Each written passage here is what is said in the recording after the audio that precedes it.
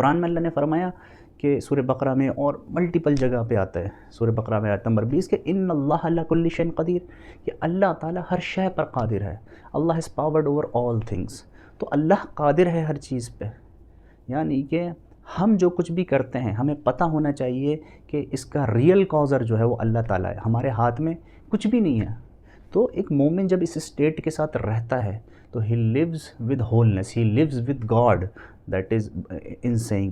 تو he experiences that non duality. But ایک important چیز یہ ہے کہ اسلام پینتھیزم نہیں ہے، there is a differentiation between creator and creation. تو جو انلائٹمنٹ یہاں بتائی جاتی ہے ایسٹرن، جیسے کہ بدھزم میں یا مطلب اور دیگر جو بھی طریقے ہیں، جو بھی ایسٹرن ویز ہیں، اس کے اندر جو بتائی جاتی ہے جو ادویت، جو نان ڈوالٹی ہے، تو یہ ایکسپیرینس کرنے والی بات ہے. ریالٹی یہ نہیں ہے کہ خدا انسان کے اندر ہے، ایسا بالکل نہیں ہے.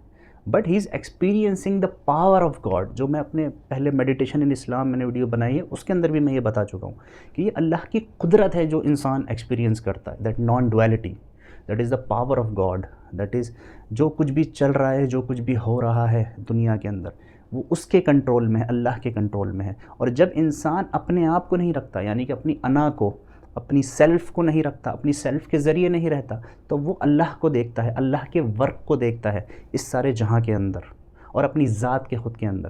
ہی experiences power and the work of God around himself, that is in this world and in himself also.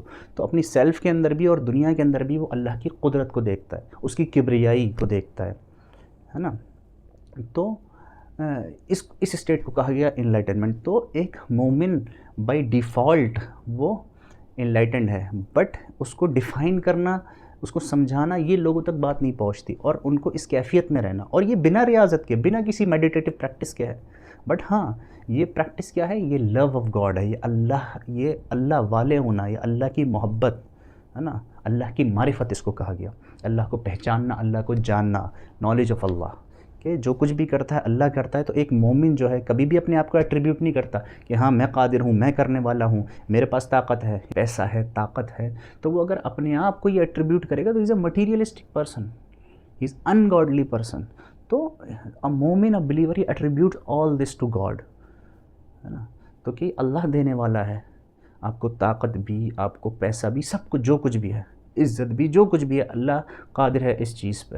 تو جب انسان تو یہاں پر سمجھنے والی بات کیا ہے، کانسیپٹ یہ ہے کہ جب انسان اپنی ایگو سے نہیں رہتا، he does not experience the world through his ego, اپنی انا کے ذریعے، یعنی کہ میں طاقت رکھتا ہوں یا میں ذہن رکھتا ہوں یا میں علم والا ہوں، نہیں. وہ جو کچھ ہوتا ہے وہ بس اس کو ایکسپیرینس کرتا ہے کہ اللہ تعالیٰ کرنے والا ہے. تو یہ معرفت کہا گیا اس کو. اور اسی طرح سے اس کو اور کوئی نام دے لیں، جیسے کہ انلائٹنمنٹ دے رکھا ہے لوگوں نے، لیکن یہاں پر فرق یہی ہے کہ اسلام میں کوئی پینتھیسٹک کانسیپٹ نہیں ہے، کہ جو نان ڈوالٹی جس طرح سے یہ بتایا گیا ہے تو وہ ایکسپیرینس بندہ کرتا ہے اللہ کی قدرت کو. امید ہے کہ بات سمجھ میں آئے گی.